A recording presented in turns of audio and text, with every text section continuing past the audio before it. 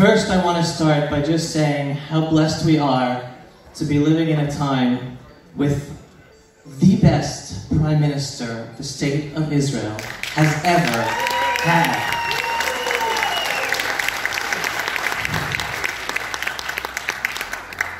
Personally, it's hard to know that there are people who don't get that. And the facts are right there in front of our eyes. Again, economy, security, geopolitical situation.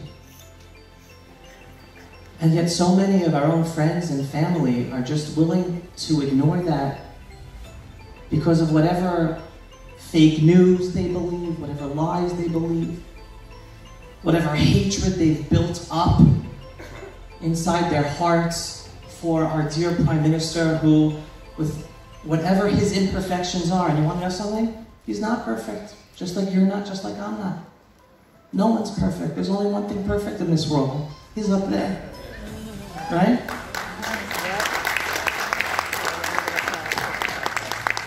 Yet he has overcome so much. So many challenges. So many hardships. Day in and day out. Legal challenges, what I call a legal coup, media, and even with that, he has accomplished so much for all of us.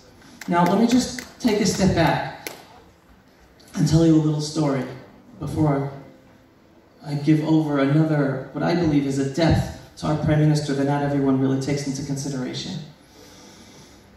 My parents, thank God, brought me to Israel when I was 16 years old. The best thing that ever happened to me in my life.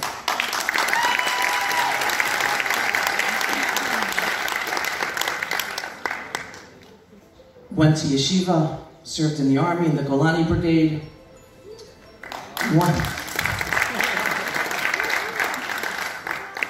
One Shabbat, I came home to my family. And for whatever reason, I went down to the basement to start rummaging through boxes that my parents still hadn't unpacked yet from our Aliyah a few years earlier. Going through these boxes, I come across old homework assignments that for whatever reason my mother never threw out. Right?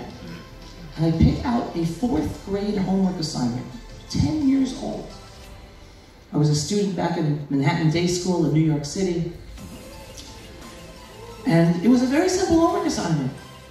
Write down 3 goals you want to achieve in life. 3 goals, 3 dreams. 10-year-old guy, little kid. What I write down, and here I shocked myself. Dream number 1, I want to move to Israel.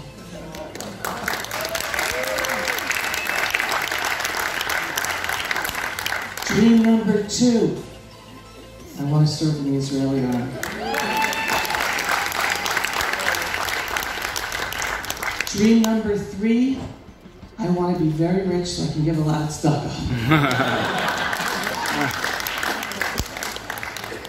I'm married, 4 beautiful children. Thank God I have fulfilled 2 of my 3 dreams, and I'm still working on a 3rd. But I had to ask myself back then, and still today I deal with this, who was this 10-year-old kid who had those big dreams, already at 10 years old? And it had to do because I love to read. I hate this thing. I hate my kids have it. It's horrible. I love to read. Pick up books and read. I read about Jewish history, Bible stories, Civil War, Holocaust, Benjamin Franklin, Abraham Lincoln, George Washington. History made a difference to me. And history is so important. Yep, history is very important. Everyone should know their history. And it's because of that understanding I knew Israel's the only place for the Jews to live. We finally have the chance to live back in our homeland. We were not able to defend ourselves for 2,000 plus years. Finally, we're able to. I teach my children. My son's about to join the Israeli army next month. He's joining the combat engineering unit. And the most important message I tell my all 4 boys, I have 4 boys, each of them will go to the army. Even though Israeli law is mandatory to serve in the Israeli army, for us, it's a privilege to once again be able to stand and defend our people and our homeland. It's not mandatory. It is a privilege that cannot be taken for granted. And we have a prime minister who is the son of a historian. And even though sometimes I scream to the heavens, why didn't you do this? Why didn't you take care of Gaza? What? He is a son of a historian. He knows the place in history he plays, and not everything can be done in one day. And things take time, and a process is happening. And we have returned, and we're growing stronger, and little by little we have the relationships, and the puzzle pieces are being put into place to make Israel a better place, a more secure place, and together with our friendship with the United States of America, and thank you, Governor Huckabee, for being here and representing that friendship. Together, our two countries are making an impact on the whole freedom-loving world.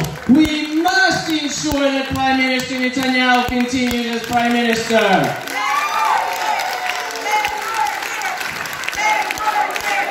10 more years! 10 more years! 10 more years of security, of better security, of better geopolitical relations, of better economy, for the betterment of ourselves, our children, and our grandchildren. Go out and vote, and don't take one person like Gila Amiel said. Take 10 people with you. And let's make it happen. And do not take these blessings for granted. Be thankful and be an active partner with God in being active in making sure our future is a better future with the right choices. Thank you very much, and thank you everyone for coming tonight.